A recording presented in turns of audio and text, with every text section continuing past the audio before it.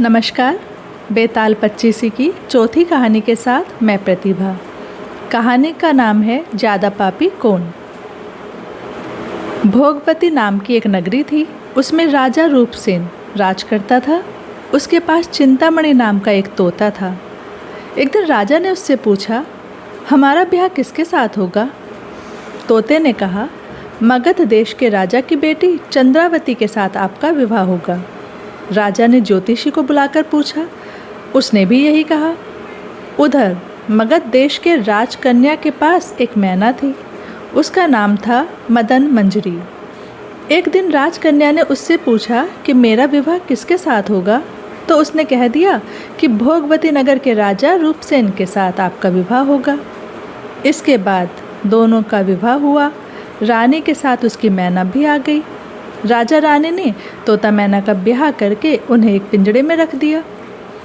एक दिन की बात है कि तोता मैना में बहस हो गई। मैना ने कहा, आदमी बड़ा पापी, दगाबाज और अधर्मी होता है। तोते ने कहा, स्त्री झूठी, लालची और हत्यारी होती है। दोनों का झगड़ा बढ़ गया, बढ़ता ही चला गया। तो राजा ने कहा, क्या बात है, तुम आपस में क्यों लड़ते हो? मैना ने कहा, महाराज, मर्द बड़े बुरे होते हैं। इसके बाद मैना ने एक कहानी सुनाई। इलापुर नगर में महाधन नाम का एक सेठ रहता था। विवाह के बहुत दिनों के बाद उसके घर एक लड़का पैदा हुआ। सेठ ने उसका बड़ी अच्छी तरह से लालन पालन किया, पर लड़का बड़ा होकर जुआ खेलने लगा। इस बीच सेठ मर गया। लड़के ने अपना सारा धन जुए में खो दिया। जब पास में कुछ न बचा तो वह नगर छोड़कर चंद्रपुरी नामक नगरी में जा पहुंचा। वहां हेमगुप्त नाम का एक साहूकार रहता था। उसके पास जाकर उसने अपने पिता का परिचय दिया और कहा कि मैं जहाज़ लेकर सौदागरी करने गया था। माल बेचा, धन कमाया, लेकिन लौटते में समुद्र में ऐसा तूफान आया कि जहाज़ डूब गया और मैं जैसे तैसे बचकर यहाँ आया हूँ। उस सेठ के एक लड़की थी, रत्नावती। सेठ को बड़ी खुशी हुई कि घर बैठे इतना अच्छा लड़का मिल गया। उसने उस लड़के को अपने घर में रख लिया और कुछ दिन बाद अपनी लड़की से उसका ब्याह कर दिया। दोनों वहीं रहने लगे। अंत में एक दिन वहाँ से विदा हुए। सेठ ने बहुत सा धन दिया और एक दासी को उनके साथ भेज दिया। रास्ते में एक जंगल पड़ता था। वहाँ आकर लड़के ने स्त्री से कहा, यहाँ बहुत डर है, तुम अपने गहने उतार कर मेरी कमर में बांध दो। लड़की ने वैसा ही किया।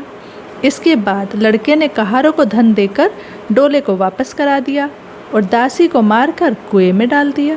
फिर स्त्री को भी कुएं में पटक कर आगे बढ़ गया। स्त्री रोने लगी।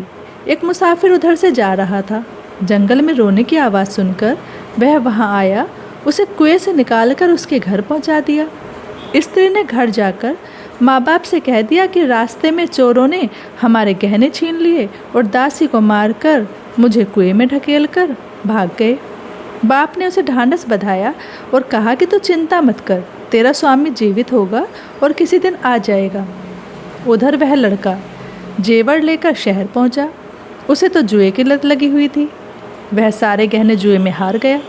उसकी बुरी हालत हुई तो वह वहाँ से बचने का एक बहाना ढूंढा कि उसके लड़का हुआ है और अपने ससुराल जाना है।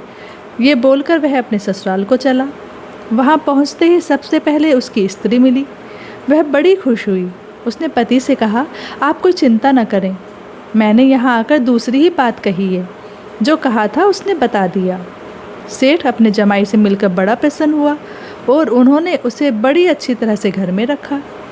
कुछ दिन बाद एक रोज़ जब वह लड़की गहने पहने सो रही थी, उसने चुपचाप छुरी से उसे मार डाला और उसके गहने लेकर चंपत हो गया। मैना बोली, महाराज, यह सब मैंने अपनी आंखों से देखा। ऐसा पापी होता है आदमी? राजा ने तोते से कहा, अब तुम बताओ कि स्त्री क्यों बुरी होती है? इस पर तोते ने भी एक कहानी सुनाई। कंचनपुर में सागर दत्त नाम का एक सेठ रहता था। उसके श्रीदत्त नाम का एक लड़का था। वहाँ से कुछ दूर पर एक और नगर था, श्री विजयपुर।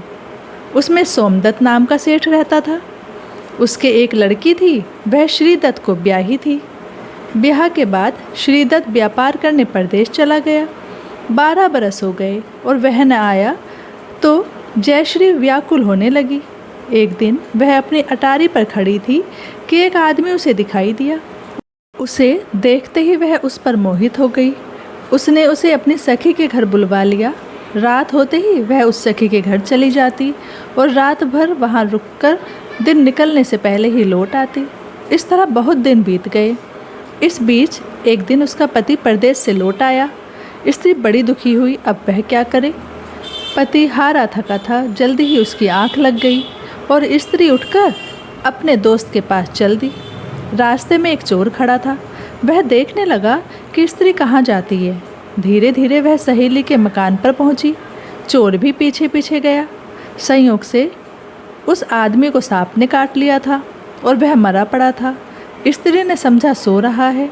वहीं आंगन में पीपल का एक पेड़ था जिस पर एक पिशाच बैठा यह लीला देख रहा था।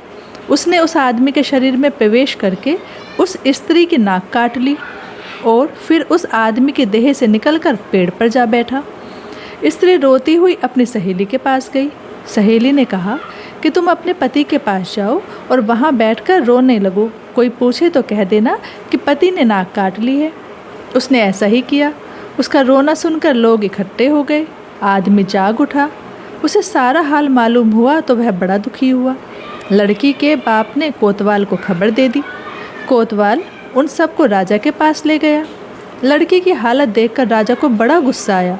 उसने कहा, इस आदमी को सूली पर लटका दो। वह चोर वहाँ खड़ा था। जब उसने देखा कि एक बेकसूर आदमी को सूली पर लटकाया जा रहा है तो उसने राजा के सामने जाकर सब हाल सच सच बता दिया।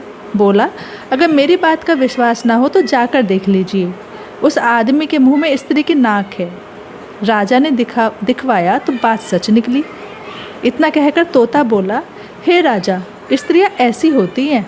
राजा ने उस स्त्री का सिर मुंडवाकर गधे पर चढ़ाकर नगर में घुमवाया और शहर से बाहर छुड़वा दिया।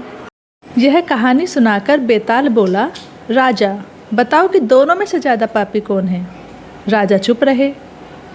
बेताल बोला, राजा अगर मेरे प्रश्न का उत्तर जानते हुए भी तुम चुप रहे तो तुम्हारा सिर फट जाएगा।